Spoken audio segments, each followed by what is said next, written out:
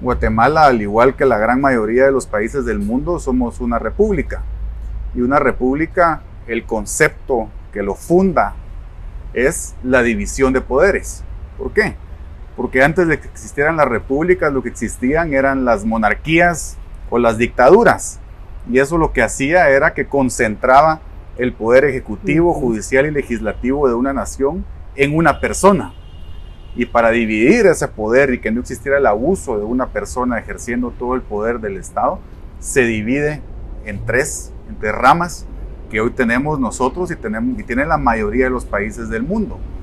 Pero en el momento en el que tenemos a una institución que no es uno de esos tres organismos, porque tenemos que recordar que la Corte de Constitucionalidad no es el organismo judicial.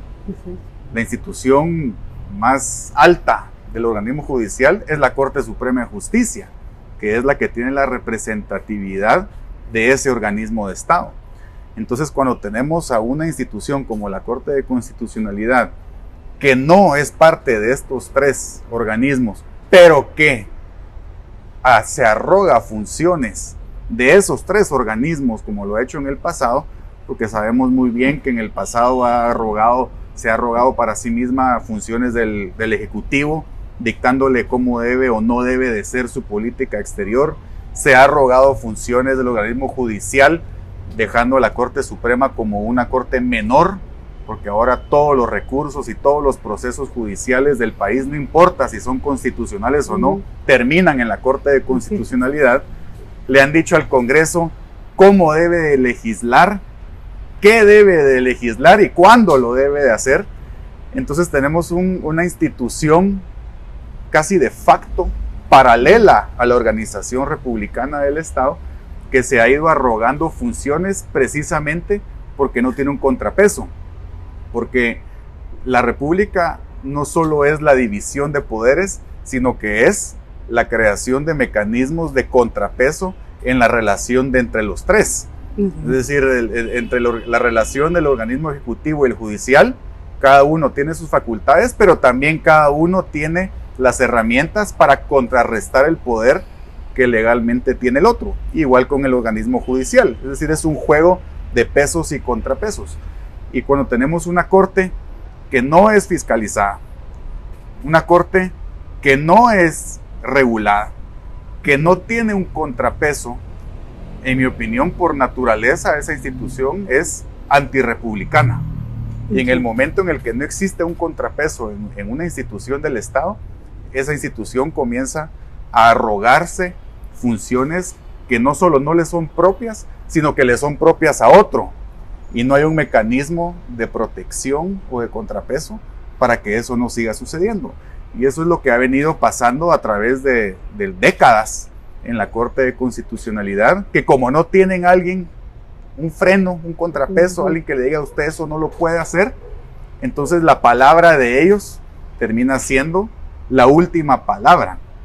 Y hay algo más complicado todavía, porque la Corte de Constitucionalidad en teoría lo que hace es interpretar y aplicar y velar porque la Constitución sea respetada. Es decir, ellos tienen el mandato de mantener el orden constitucional.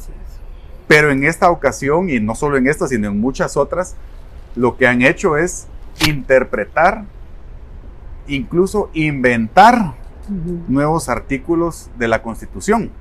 Entonces lo que se ha convertido la Corte de Constitucionalidad es prácticamente en una Asamblea Nacional Constituyente permanente que interpreta antojadizamente, sin ningún contrapeso, la Constitución. Y vemos claramente que emiten resoluciones que no están basadas en el texto constitucional. Exacto. Lo que dice la Constitución es una cosa y lo que dice la Corte es otra, cuando lo que debería de hacer es la Corte aplicar lo que la Constitución dice y no más. Sin embargo, en sus interpretaciones antojadizas han ido modificando la Constitución. Y hoy vale más una resolución de la Corte que lo que dice textualmente un artículo constitucional. Y eso nos lleva a la siguiente pregunta, que es el Estado de Derecho. Los encargados de velar por el Estado de Derecho son los jueces a través de su interpretación de las leyes que emanan del Congreso de la República. Pero cuando no hay sustento dentro de la legal, dentro de las resoluciones de las cortes, entonces obviamente eso comienza a minar el Estado de Derecho, y eso que hace que la gente y las empresas y las personas, cualquier habitante de este país, no tenga la certeza de que si se le va a aplicar o no la ley tal y como está escrita. Y entonces se comienza a minar la confianza para hacer negocios, para ejercer la función pública, porque al final todos quedamos a merced de las interpretaciones de los jueces y no de los textos legales que se emanan del Congreso de la República.